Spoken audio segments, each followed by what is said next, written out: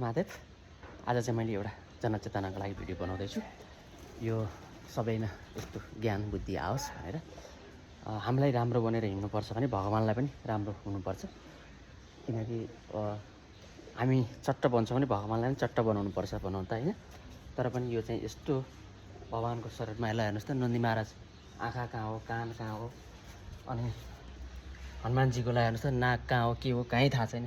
तर पूजा गरे पनि चट्टसँग लाएर पाउमा शिरमा हैन लगाएर पूजा गर्दा राम्रो हो। यो लतपत बनाएर यसरी पूजा गर्नुभएको छ।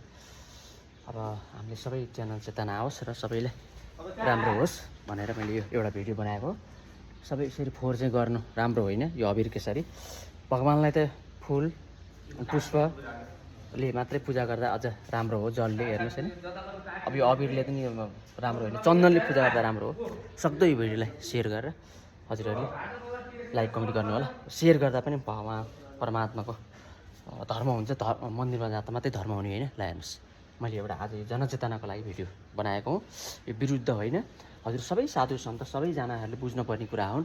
अब मैले गलत बोलेको हो भने भन्नुहोस् हैन। हजुरहरूले पनि पूजाहरू गर्नुहुन्छ। यो एउटा भगवान्ले सिकाएको बाणी। भगवान्ले जस्तो फोहोर गर्नुहुन्न है। भगवान्लाई चट्ट बनाउनुपर्छ। मानिस राम्रो भएर हिँड्छ भने म पनि राम्रो बन्नुपर्छ भनेर भगवान्ले एउटा शिवले दिएको बाणी, एउटा शुद्धता भावले दिएको भएर मैले यो प्रचार गरिदिएँ है भनेको भएर मैले यो मात्र भिडियो बनाउन चाहेको हो। म खासै कुनै जान्ने व्यक्तित्व त होइन।